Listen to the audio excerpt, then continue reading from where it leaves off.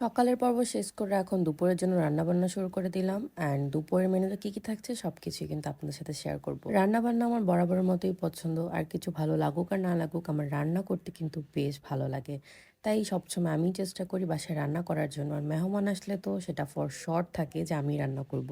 তো প্রথমে আমি গরুর মাংসটা একদম মেখে বসিয়ে দিয়েছি। এটা আমার কাছে ইজি মনে হয়, যে সময়টা অনেক বেঁচে যায় এভাবে রান্না করলে। এখানে আলাদাভাবে একদম ছাল ছাড়া লাউ দিয়ে 2-3 পিস গরুর মাংস আমি একদম ছেঁচে তারপর রান্না করেছি বড়ানোর জন্য, কারণ উনি একদমই ঝাল খেতে পারে না। আর অপরদিকে গরুর মাংসের ঝাল ভুনা যেটা করছিলাম সেটা ভালো মতো মাংস কষিয়ে নিয়েছি। তারপর আলু দিয়ে আমি এখানে গরম পানি দিয়ে দিয়েছি, কারণ গরম পানি দিলে মাংস তাড়াতাড়ি সেদ্ধ হয়ে যায় ভালো মতো। আর এখানে আমি পেয়ারা আর বড়ি দিয়ে দিয়েছি সবাইকে খাওয়ার জন্য। আর এখন আমি রোস্ট রান্না করব, আর এর মাঝে আমার খালাতো ভাই এসে বললো, আপু দাও আমি একটু নাড়াচাড়া করি, তো একটু নাড়াচাড়া করে চলে গেল। এখানে আজকে আমি ফার্মের মুরগি রোস্ট রান্না করব, যেটা সিম্পলি আমরা সবাই অনেক পছন্দ করি। ফার্ম মুরগি অনেকেই খায় না, বাট আমরা এটা রোস্ট খুবই পছন্দ করি।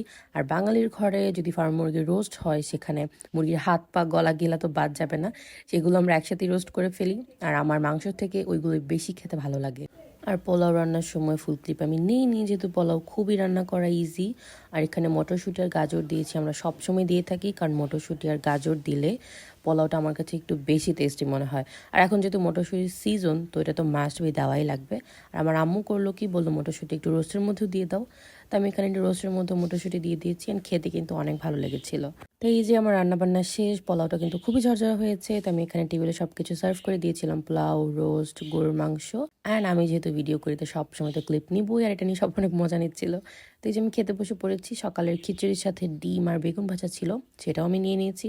আর এই যে গরুর হাত, গিলা, এগুলো যেহেতু আমার পছন্দ, তো আমি এগুলোই ফার্স্টে নিয়েছি, তারপর আবার আমি মাংস নিব। আর একা খেলেই তো হবে না, ওদেরও খাওয়ানো লাগবে, কারণ ওদেরও ক্ষুধা আছে, আর ওদের তো কেউ খাওয়ায় না। আমরা কত শত খাবার অপচয় করি, কিন্তু অপচয় না করে সেটা যদি আমরা ওদের দিই, সেটা ওরা ভালো মতো খেয়ে ওদের পেট ভরে থাকবে। আল্লাহর সৃষ্টি আমরা সবাই, ওদেরও আল্লাহ সৃষ্টি করেছে, ওদের মুখ নেই বলে ওরা বলতে পারে না যে ওদের ক্ষুধা লেগেছে। আর আমরা যেই ওদের খাওয়াতে চাই বা ওদের ভালো একটু করতে চাই, মানুষের কাছে অনেক কটু কথা শুনতে হয়, কিন্তু আমার এগুলোতে কিছু আসে যায় না। এরপর বাসায় এসে আমরা এখানে কাজিনরা মিলে মুভি দেখছিলাম, আর আমি ল্যাপটপটাকে একদম ওয়ার্ডরোবের উপর উঠে দিয়েছি, কারণ যাতে সবাই ভালোভাবে দেখতে পারে। আর রুমটাকে একদম লাইট টাইট অফ করে অন্ধকার বানিয়ে দিয়েছিলাম, আর আমরা এখানে ইনসাফ মুভি দেখছিলাম। তারপর আমরা এখানে সাথে রং চা এনজয় করলাম, বিস্কিট, মানে আমাদের খাওয়া দাওয়া অল টাইম চলতেই থাকে। তারপর সন্ধ্যার দিকে চিতই পিঠা আর ভর্তা, গরুর মাংস, এগুলো দিয়ে খেয়েছি। তারপর বাদাম খেয়েছি, আর আমাদের মুভি এখনো চলছিল। তারপর একটু ছাদে গিয়েছিলাম, ছাদে গিয়ে সবাই ছবি টবি তুললাম, আড্ডা দিলাম। সেদিন রাতে কিন্তু ছাদে প্রচন্ড বাতাসও ছিল, যার ভালো লাগছিল আমার। তারপর আমরা নিচে এসেছি, আর নিচে এসে এখানে চানাচুরটা খেয়েছিলাম। এটা 10 টাকা করে পাওয়া যায়, এটা ভালোই লাগে খেতে। দেন আমরা প্ল্যানিং করছিলাম যে কি করব নেক্সট, এখন কি করা যায়। আর আমার কাজিন এখানে আমার ল্যাপটপে একটু সেটিং করে দিচ্ছিল। তারপর আমরা উনো নিয়ে বসলাম, উনো খেলবো। মানে যতদিনই ছিলাম আমরা একসাথে, সারাদিন শুধু উনোই খেলেছি। উনো আমাদের এত ভালো লাগে। আগের আমরা যারা ছিলাম তখন আমরা লুডো খেলতাম, অন্য অনেক খেলা ছিল সেগুলো খেলতাম, আর এখন আমরা উনোই খেলি সবাই। আর রাতে সবাই বললো যে ল্যাটকা খিচুড়ি খাবে, তার কারণে সবার জন্য এখানে ল্যাটকা খিচুড়ি রান্না করা হয়ে গিয়েছিল। তো এই ছিল আমার ভিডিও, আপনাদের কাছে কার কেমন লেগেছে অবশ্যই কমেন্ট করে জানাবেন। আল্লাহ হাফেজ, নেক্সট ভিডিও কিন্তু আসছে খুব শীঘ্রই।